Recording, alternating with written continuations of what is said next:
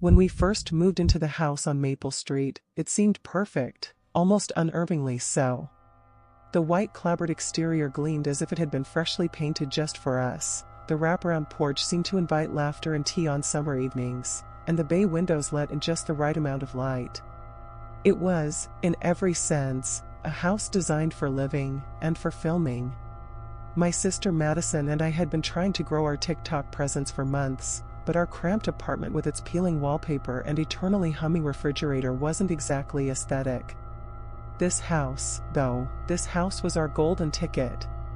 The first week, we explored every inch of it, both with our phones and without.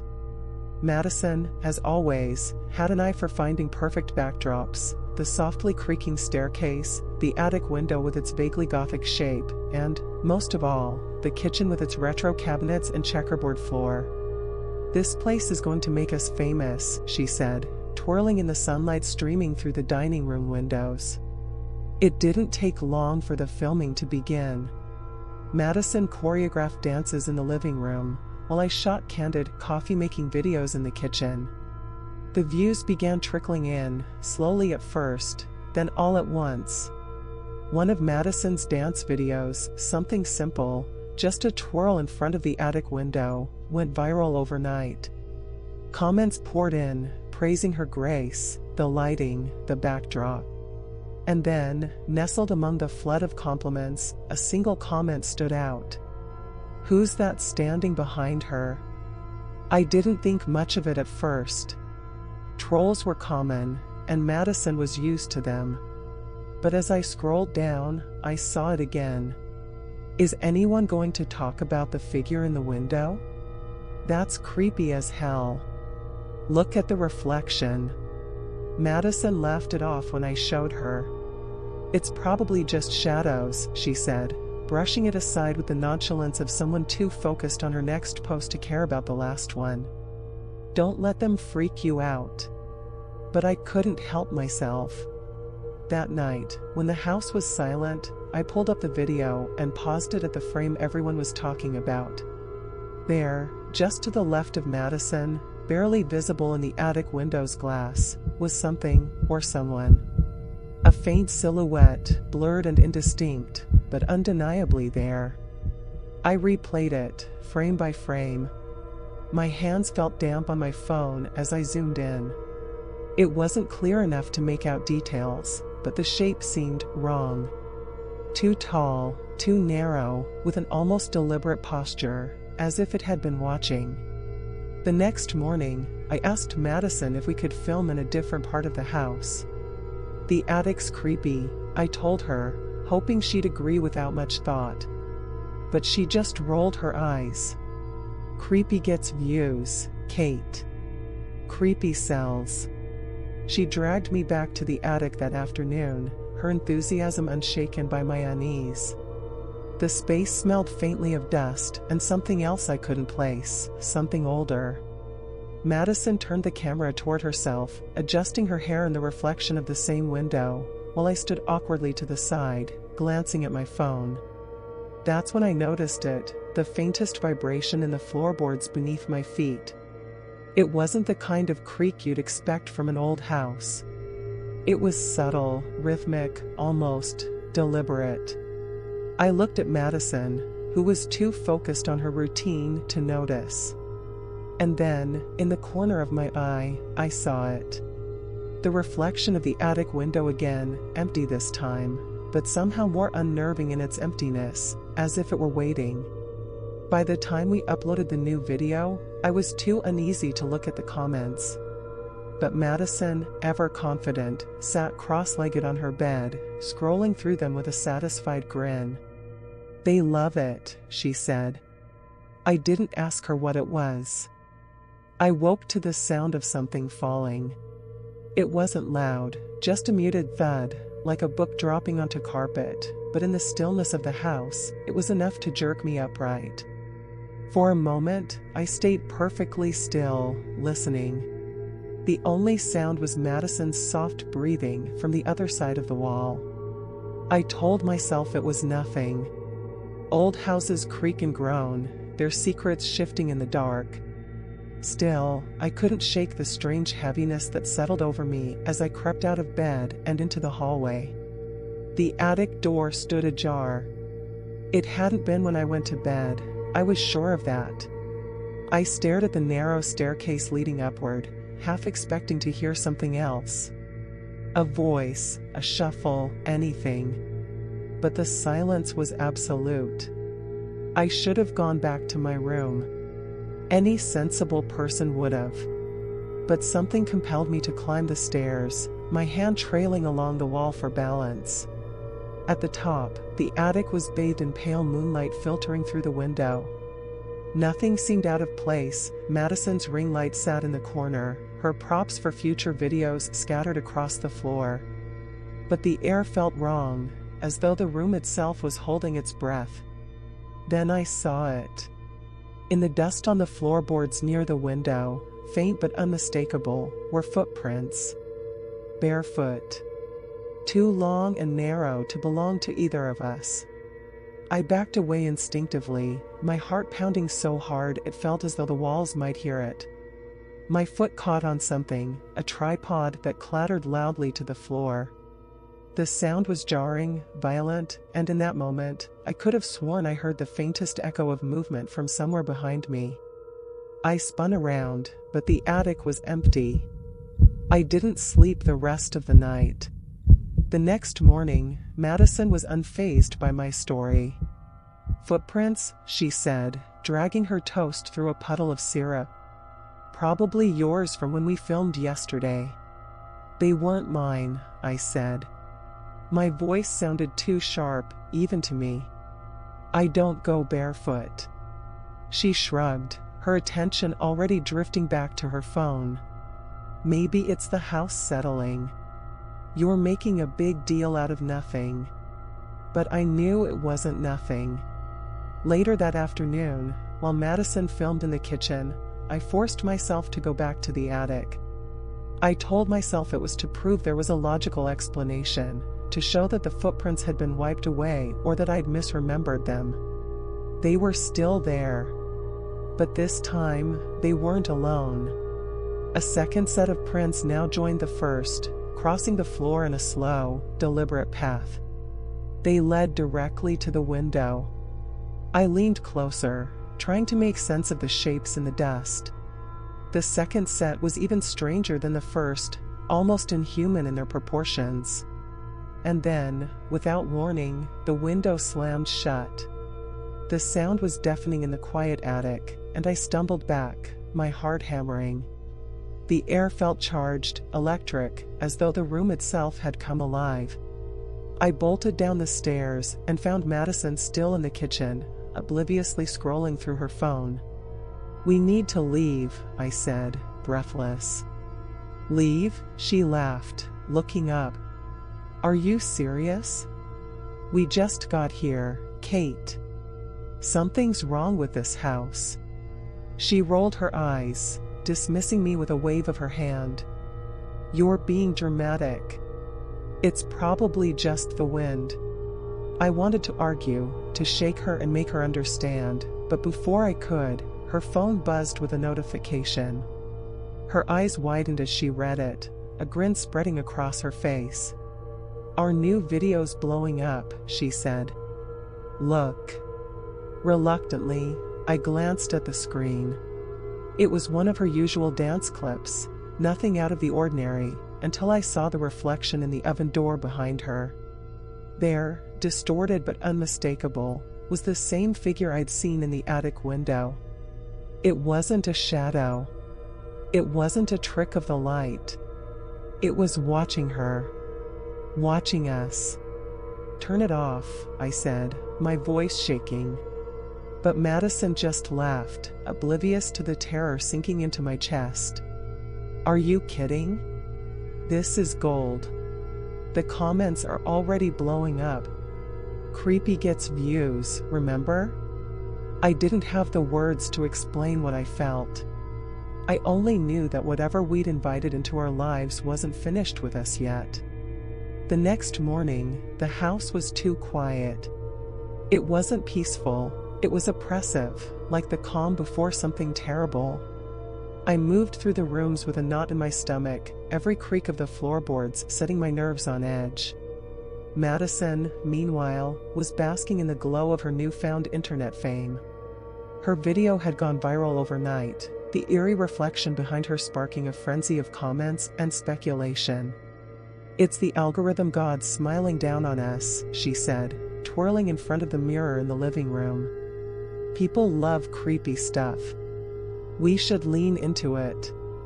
I couldn't believe her. "You think this is a joke?" I snapped. She shrugged, unfazed. "It's just a reflection, Kate. Probably some old smudge on the glass. Chill out." But it wasn't a smudge. I knew what I'd seen, and I knew it was something alive, or something pretending to be. That afternoon, Madison decided we should record another video in the attic. I wanted to say no, but I couldn't find the words. The idea of returning to that room made my skin crawl, but I couldn't let her go up there alone. The attic was brighter in daylight, the sunlight streaming through the window in soft, golden beams. Madison set up her tripod, humming to herself as if we weren't in the middle of something inexplicable and wrong. "Relax," she said, catching my expression. "It's just a house. A house with great lighting, by the way." I stood by the door, watching as she positioned herself in front of the camera.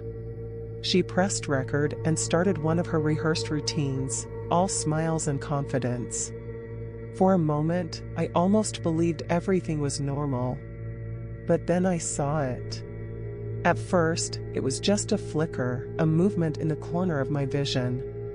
I turned sharply, my eyes scanning the empty space near the window. Nothing. And yet, the feeling was back, that awful sense that we weren't alone. "Madison," I said quietly. "Not now," she hissed, still dancing. "Madison." My voice was sharper now, trembling. She stopped mid-spin, glaring at me. "What?" Before I could answer, the attic door slammed shut behind me with a force that rattled the walls. Madison screamed, dropping her phone as the sound echoed around us. The room felt suddenly smaller, the light dimmer, as if the air itself had thickened. I rushed to the door, yanking at the handle, but it wouldn't budge. "Help me," I shouted. Madison scrambled over, her face pale. Together, we pushed and pulled, but the door stayed shut, as though something on the other side was holding it closed. Then the laughter started. It wasn't loud. It wasn't even human. It was a low, guttural sound, rising from nowhere and everywhere at once. My blood turned cold as the laughter grew louder, echoing in the confined space. "Who's there?" Madison shouted, her voice cracking. The laughter stopped. And then, slowly, the attic window began to open. We froze, staring as the sash slid upward with an unnatural smoothness. Beyond it, the sky was clear, the world outside normal and indifferent to what was happening inside this house. And then the footprints appeared. They formed in the dust on the floor, one after another, heading directly toward us. No one was making them, they simply appeared, deliberate and menacing. Madison screamed again, backing into the corner. I grabbed the tripod, holding it like a weapon, though I didn't know what I expected to do with it. The prince stopped a few feet away. For a moment, the room was silent again, save for our ragged breathing. Then Madison's phone, lying abandoned on the floor, buzzed to life. The screen lit up with a notification, and we both stared in horror as the video she'd been recording started playing on its own. In the clip, we were both there, but we weren't alone. Standing between us, smiling in a way that made my stomach turn, was a figure. Its face was obscured, distorted like a corrupted file, but its presence was unmistakable. "Turn it off," Madison whispered, her voice barely audible. I didn't move. I couldn't. The figure in the video turned its head, slowly, until it was looking directly at the camera. Directly at us. And then the screen went black. We didn't speak as we fled the attic, each step down the narrow staircase feeling like it stretched into eternity. The door had finally given way without explanation, swinging open as if it had never been stuck at all. Madison clutched her phone, her face blank with shock, while I held onto the tripod like it might actually protect me. Downstairs, the house greeted us with an unnerving quiet. The brightness of the sun outside felt wrong here, as though the walls had learned to trap shadows. I moved quickly to the living room, pulling back the curtains to flood the space with light, but the effort felt futile. No matter how much light I let in, the house held its darkness. "Madison," I said, breaking the silence. "We need to leave." She didn't answer. She sat on the couch, staring at her phone, her hands trembling. "What are you doing?" I snapped, my voice shaking. "They're still commenting," she whispered. "What?" She turned the screen toward me. Despite everything, she'd uploaded the new video, and it was already gaining traction. The comments were pouring in faster than I could read them. "Who's the third person? This is staged, right? No way this is real. That smile, OMG, delete this now." Her finger hovered over the screen. "I didn't upload it," she murmured. "I didn't even stop recording." I snatched the phone from her, scrolling through the video, replaying the moment that figure had appeared. My stomach twisted. The corrupted face, the unnatural stillness of its body, it didn't belong in our world. "We're leaving," I said again, my voice firmer this time. "Where would we even go?" she asked, her voice rising. "This house is our investment, Kate. It's everything. If we leave, we lose everything. Better to lose money than," I stopped myself. "Then what? Then stay and risk something worse?" The words felt too heavy to say aloud. The next few hours dragged on, each one weighed down by the growing sense that the house was alive, waiting for its next move. Madison and I stayed in the living room, too afraid to go anywhere else. At one point, the kitchen lights flickered, a slow, deliberate pulse. I glanced toward the doorway, half expecting to see something standing there. But the room stayed empty, visibly empty, at least. Madison broke the silence. "What if it's not the house?" "What do you mean?" She hesitated, then gestured toward her phone. "The comments, they're talking about the figure. But what if it's following us? What if it's not the house that's wrong, but us?" Her words hit me like a punch. I wanted to argue, to insist that she was wrong, but deep down, I couldn't deny the possibility. "Then we leave," I said firmly. "We go somewhere far away and never look back." Before Madison could respond, the door to the basement creaked open.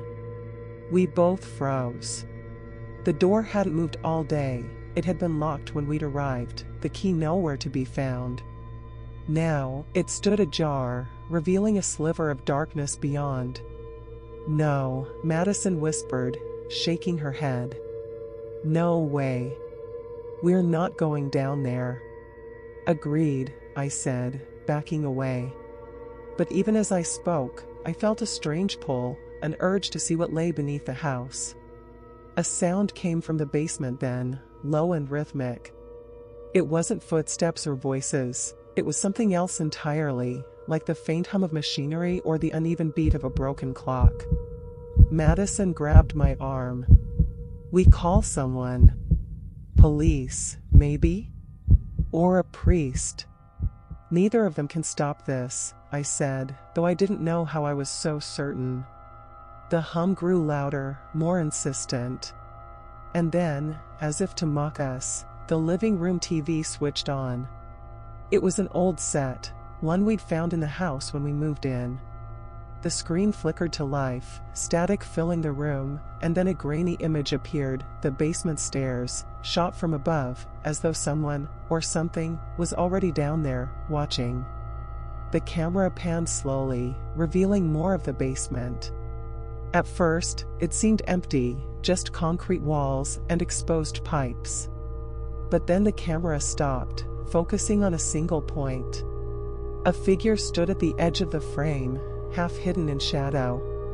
And it was smiling. The image on the television held us captive. That smile, unnatural and far too wide, seemed to stretch beyond the frame, reaching into the room where we sat frozen.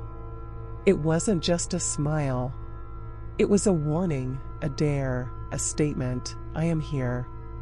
Madison bolted to her feet, yanking the cord from the wall. The TV went black, but the room felt no safer. The hum from the basement persisted, a vibration that seemed to travel up the walls and settle beneath our skin.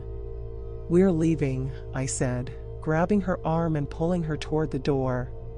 But before we could reach it, the lights flickered violently, plunging the house into a brief but suffocating darkness. When they came back on, the front door was closed, though neither of us had touched it, and the faint sound of footsteps echoed from the basement. We turned in unison, our eyes drawn to the door that still stood ajar. "I'm not going down there," Madison said, her voice trembling. "Neither am I," I replied, but even as I spoke, I felt the pull again, that inexplicable urge to descend. It wasn't curiosity, it was compulsion. The hum shifted, now rhythmic, almost melodic. It wasn't a sound you heard, it was a sound you felt. Madison grabbed my arm. "Kate, we don't have to do this. Let's just leave. Right now." I wanted to agree. I wanted to run. But my feet carried me forward instead, toward the basement door. "Kate." Madison's voice rose in panic, but I didn't stop. The air grew denser with each step I took, as though the house itself were resisting me. The basement stairs loomed before me, narrow and steep, descending into a darkness that felt alive. I gripped the railing tightly, half expecting it to crumble beneath my hand. "Don't go down there," Madison pleaded from behind me, but her voice sounded distant, like it came from another room entirely. I paused at the top of the stairs, staring down into the void. The hum was louder now, vibrating through the walls, the steps, my own chest. And then I heard it, a voice, faint and far away. It wasn't speaking, exactly. It was more like a chant, a series of syllables that made no sense, but still sent chills racing down my spine. Something moved in the shadows below. "Kate, stop." Madison's scream jolted me back to myself. I turned to face her, my heart pounding. "I'm not doing this. We're leaving." She nodded, relief washing over her face. But as I turned back toward the living room, the basement door slammed shut behind me, locking us in. The hum grew deafening. Madison clawed at the door, her nails scraping uselessly against the wood. "Let us out," she screamed, but the house didn't care. The light above us flickered, dimming until only a faint glow remained. Shadows crept across the walls, long and jagged, shifting like they had minds of their own. And then the voice came again, louder this time. It wasn't chanting anymore, it was laughing. "Who's there?" I demanded, though I wasn't sure I wanted an answer. The laughter stopped abruptly, replaced by a heavy silence. For a moment, it felt as though we were utterly alone. And then a knock came from the other side of the basement door. It wasn't a hard knock, not the kind that demanded attention. It was soft, almost polite, like someone asking permission to come in. Madison and I stood frozen, staring at the door. Another knock. "Go away," Madison shouted, her voice cracking. The knocking stopped. I moved closer to her, gripping her hand tightly. "We stick together," I said, though the words felt hollow. And then the voice returned, not from the basement this time, but from the walls themselves. "Why are you running?" it asked, clear and deliberate. The tone was calm, almost soothing. "We're not running," I shouted back, my voice shaking. "Not yet," it replied. The basement door creaked open again, revealing the stairs. This time, the darkness wasn't empty. A figure stood halfway up the steps, its face obscured but its smile unmistakable. It didn't move. It didn't speak. It simply waited. "Kate," Madison whispered, "what do we do?" I didn't answer. I couldn't. The figure's smile seemed to grow wider, stretching impossibly across its face. And then it began to ascend. The figure climbed the stairs with deliberate slowness, each step a heavy drumbeat echoing in my chest. Madison clung to me, her nails digging into my arm, her breath coming in short, panicked gasps. I couldn't move, couldn't scream. I could only stare. Its face came into the light first. The smile hadn't just grown, it had split the face in two, an impossibly wide arc that seemed to bend reality itself. Its eyes, two black voids, bore into me with an intensity that made me feel as if it knew everything about me, my fears, my failures, the guilt I'd carried for years. "Stay back," I shouted, though the words felt meaningless. The figure stopped at the top step, tilting its head as if amused. Its presence filled the room, making the air feel thick and heavy. And then it spoke. "Do you remember?" Its voice was soft, almost kind, but it carried an undercurrent of something jagged, something wrong. "Remember what?" I asked, my voice barely audible. The figure didn't answer. Instead, it pointed to the phone in my hand, the screen still open to our TikTok account. The most recent video, the one with the shadowed face in the background, began playing on its own, looping over and over. In the video, Madison and I were laughing, oblivious to the figure standing behind us. But as the loop repeated, the image began to distort. The figure grew clearer, its features sharpening until it was undeniably the same entity standing before us now. Only, it wasn't standing behind us in the video anymore. It was watching us through the screen, staring out from inside the device. "What is this?" Madison whispered, her voice trembling. "It's a warning," the figure replied, answering for me. Its gaze shifted to Madison, and for a moment, I thought I saw something like pity in those black voids. "You've been playing a game you don't understand." I felt a surge of anger through the fear. "We didn't do anything wrong." The figure's smile faltered, and for the first time, its expression shifted into something darker. "You brought them here." "Brought who?" I demanded, though part of me didn't want the answer. It didn't reply. Instead, it stepped aside, gesturing toward the open basement door. The hum had returned, louder now, almost unbearable. "They're waiting," it said simply. I couldn't explain why, but I felt compelled to look. I stepped toward the basement door, ignoring Madison's protests. The stairs stretched down into an impossible abyss, far deeper than they should have been. The hum was no longer just sound, it was a vibration that rattled through my bones, threatening to shake me apart. Shapes moved in the darkness below, writhing and shifting, their forms just out of reach of the dim light.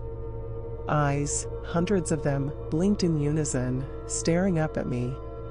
"Kate, stop." Madison grabbed my arm, pulling me back.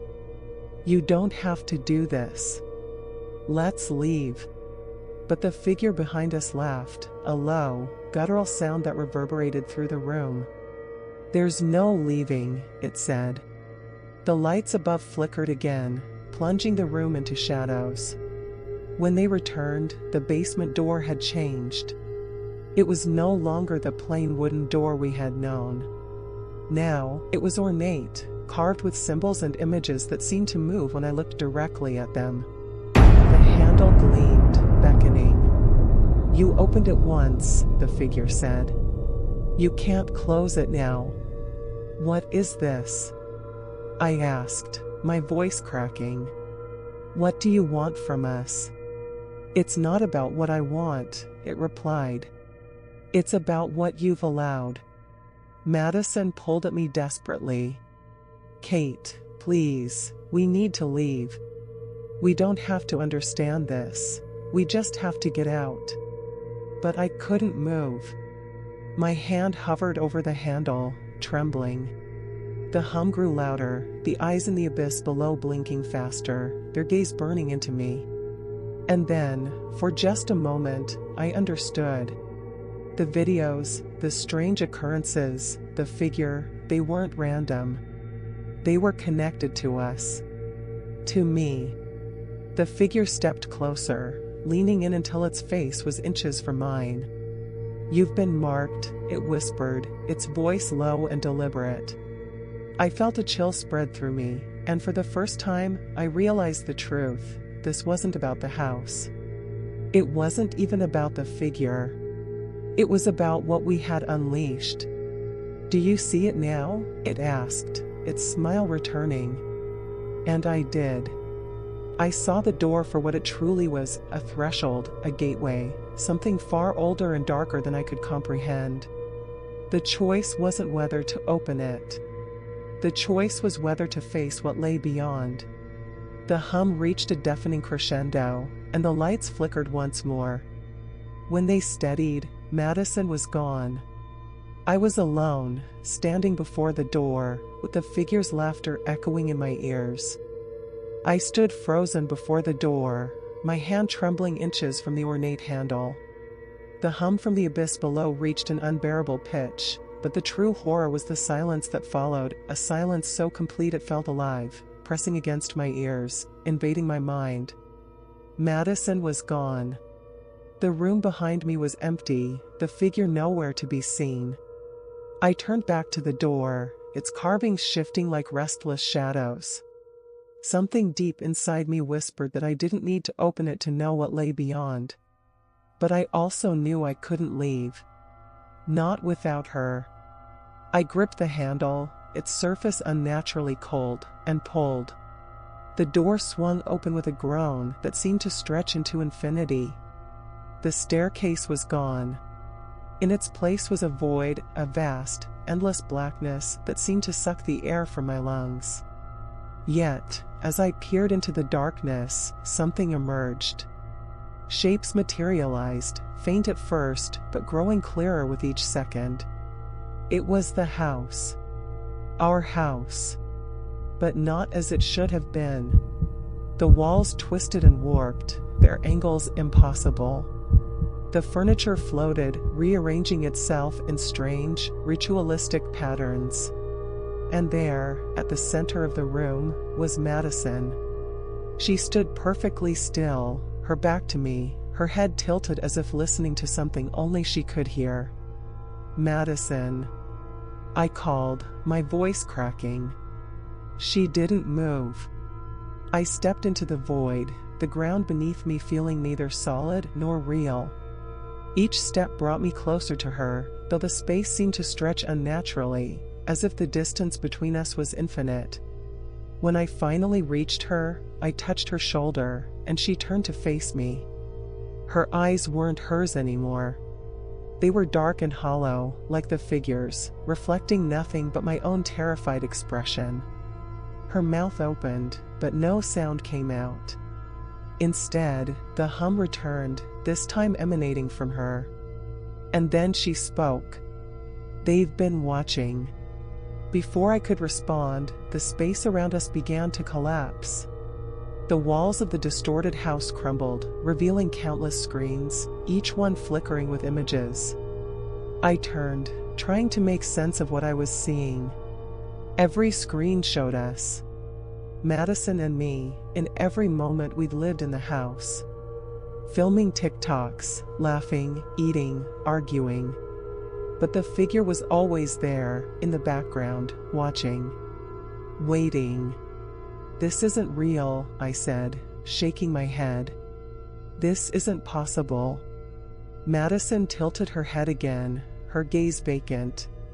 "It's not the house," she said, her voice a strange echo of her own. "It's us." The screens began to flicker faster, the images becoming chaotic.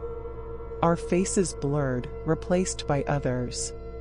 Dozens, then hundreds of people, all trapped in the same loop. I saw their despair, their confusion, their desperate attempts to escape. And then I saw it. The figure was on every screen, always present, always watching. But it wasn't just the figure. It was me. I stumbled back, my legs giving way as realization struck. Every screen showing the figure had my face now, distorted, twisted, but unmistakably mine. "This is what you wanted," Madison said, though her voice was no longer hers. It was deeper, older, layered with countless others. "What are you talking about?"